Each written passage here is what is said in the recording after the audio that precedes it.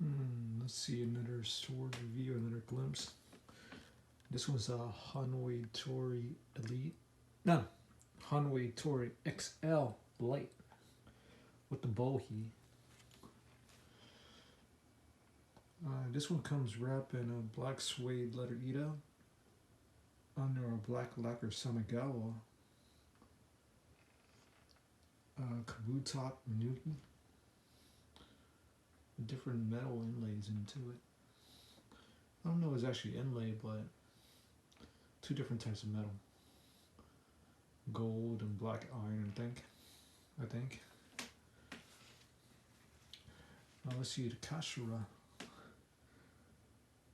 Looks like a simple, let's see, what is it? Come on, focus. There we go. Looks like plants or flowers or pollen. Let's look at the other side. Fuji shares the same theme. Looks like some type of plant with pollen on it. Same for the goes for the Suba. I think those different color metal is actually the petal of the flower or the plant. The next one is an egret on the side, or a crane, Tori.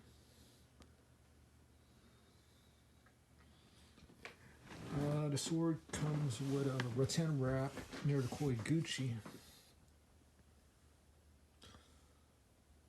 I'm guessing it's like a feet of rattan wrap near the koi Gucci. Afterwards, just brush in a brown lacquer ishime that changes color and light. Looks blackish in this one, then it turns to brownish. Yep, when you get in direct sunlight. I believe the koi Gucci, not the koi Gucci, but the Kojiri is actually made from real buffalo horn. Here you can actually see, come on, focus, the different colors in it.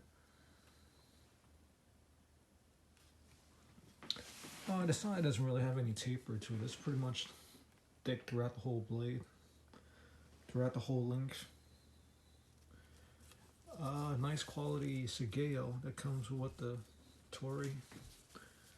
Synthetic silk. Same color as a Saya, brown. Everything in the sword is either brown or black. Simple colors. I like it.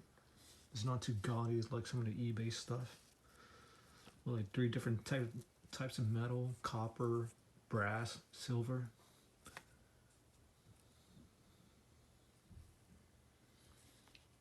Like ishime. I love the ishime lacquer on swords because they don't show any fingerprints.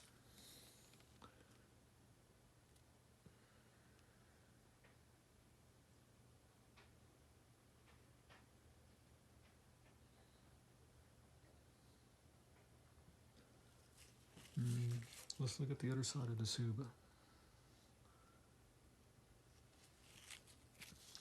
I love the overall theme of the Tori katana. First you got the samurai Kabuto Minuki. Classic. You have plants, a Tori or a crane. It's overall more like a flowery theme. That's not too gaudy.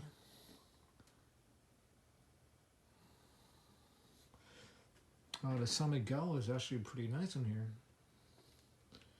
Pretty consistent nodules, black lacquer on it.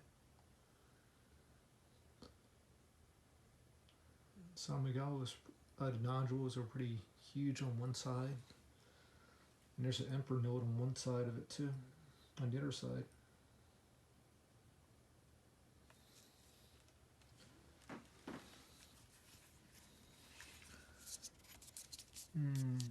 The Ito's pretty tight for a letter wrap production blade.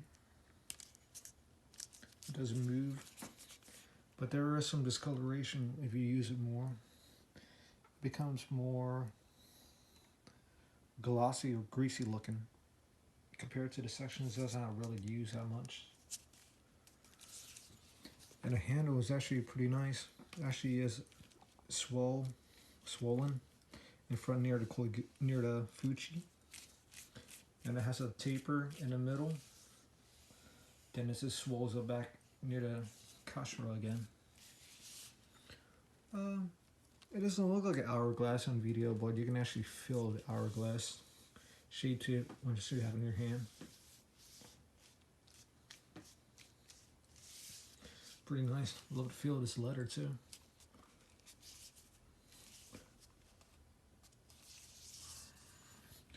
Now let's look at the blade.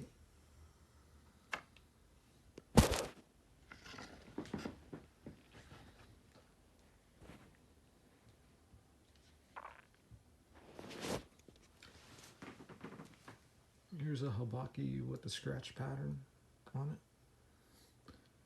And the seppa has a cutout on the suba hole, suba ana.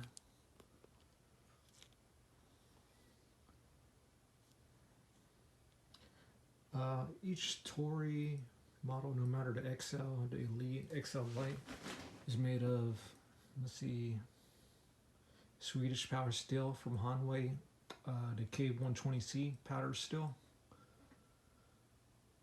and it comes folded. There we go. You can see the hada. There's some areas of Mokame, Masame, and some areas of Uzumaki on there.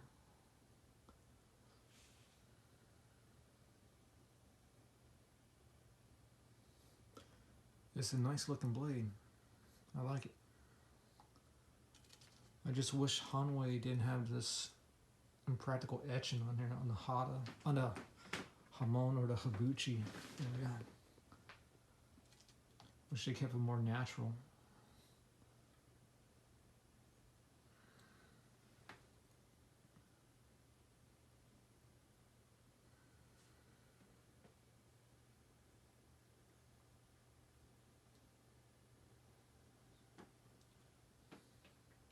You can see the boshi. Very little amount of hardened area on the kasaki right there. Once the kasaki gets damaged, it's going to take a lot of material away from the kasaki to reshape it.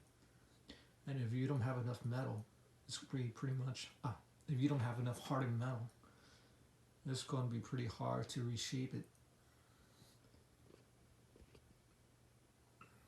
We'll see, the light model comes with a bohi that terminates, let's see, symmetrical on both sides.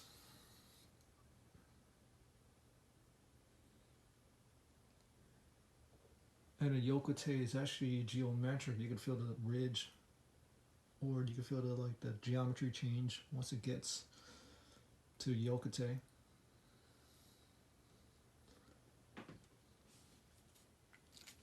This sword's actually pretty light.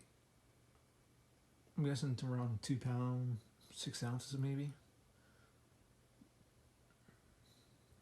I don't really have a scale, so it's based on guesstimation on this one. The amount of Nikkei on this blade is not that much, since it's a performance matte cutter. The kasune is pretty thick. I think it's around like 6 millimeters. And it tapers around to 5 millimeters.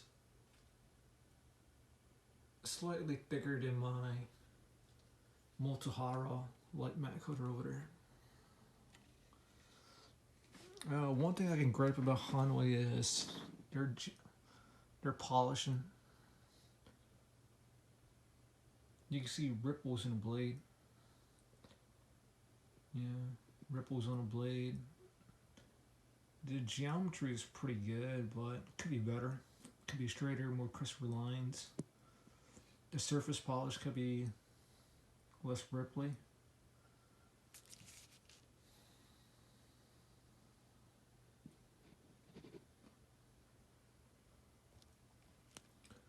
There's like practically no NICU in this blade at all. Very extremely light NICU. Like this is the edge right here, facing towards the camera. Like you can barely see the edge.